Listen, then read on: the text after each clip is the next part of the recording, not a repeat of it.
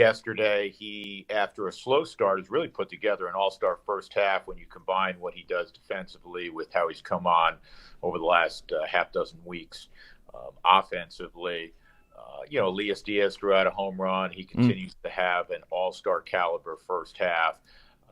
And Ezekiel Tovar, young shortstop, continues to get better and better week by week. So, that's what I take away right now. I like watching Nolan Jones play every day and Brenton Doyle because hopefully they're part of the solution going forward for the Rockies. But listen, it's a bottom line business, and when you lose more than you're winning, that's what people focus on. And losing 4 games in the fashion they did in Atlanta is disheartening. But you mentioned Ryan McMahon, who is interesting. He had a first inning home run off Charlie Morton, who the most Charlie Morton thing, like he had a solid outing, but like he's either striking you out or he's giving up a home run or losing location, stuff like that. I mean, he's almost 40. You get what you can from Charlie Morton. He's okay at your 4th spot.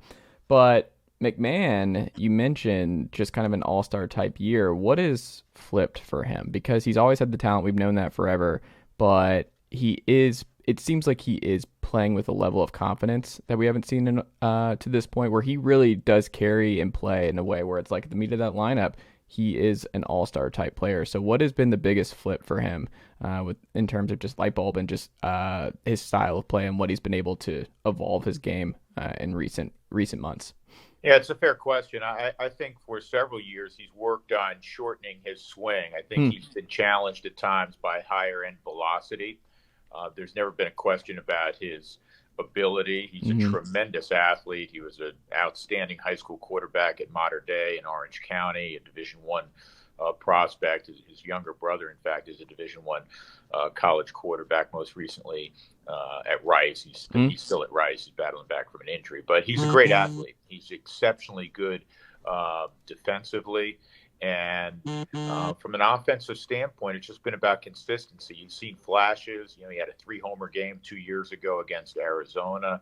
So it's in there. And can he make that jump from the 22 home run, 24 home run type of guy to being a 30-homer guy? Can you raise the average and the on-base percentage, 10% or so over, where he's been?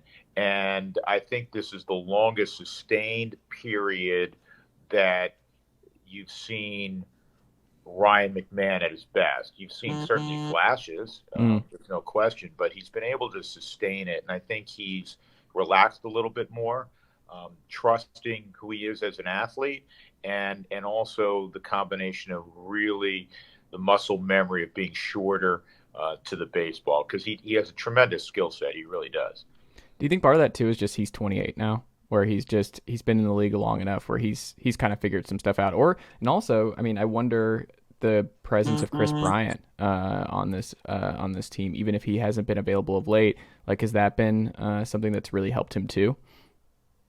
I couldn't tell you per se if Kris Bryant has something to do with it. I think that as you get older in the game and you've established yourself clearly as a major leaguer, and he signed a very nice contract a year ago, so there's a comfort level. He knows he's a major league starter. He knows he's going to hit more often than not in the middle of the order, and he got married not all that long ago, and I think the overall maturity, and he's always been a pretty mature kid, and he has a great work ethic, and he posts up every day, which is something that I have great respect for. I think people in baseball and sport in general have great respect for the guy that shows up every day. He's always accountable, good or bad. He's at his locker after games, that sort of thing.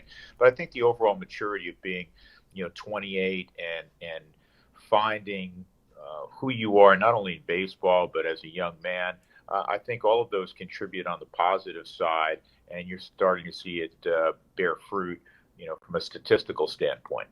Is there anything that he reminds you of in terms of Nolan Arenado? Is there anything about their games that remind you of one another? Certainly defensively. I mean, this might sound strange, Chase, but as great a player as Nolan is, and he's destined for the Hall of Fame, and he's the best defensive third baseman I've ever seen. Hmm. Ryan McMahon, and I think Nolan would tell you this. Ryan McMahon's a better athlete than Nolan. Ryan is quicker. He probably has better feet than Nolan.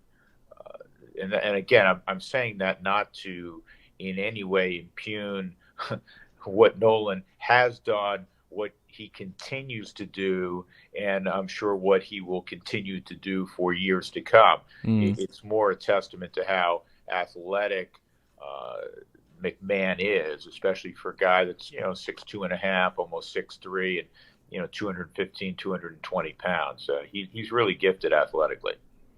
I like it. You mentioned Diaz at the catcher spot. It's interesting to see. I mean, he's obviously been excellent for Colorado all year long, but when you look at his All-Star, it's funny, like what I grew up around with just so many elite catchers all across the game, especially hitting catchers all across the game, and you look now and Diaz is kind of an anomaly. You don't see many teams with a player like him. What separates him as a catcher, and why do you think?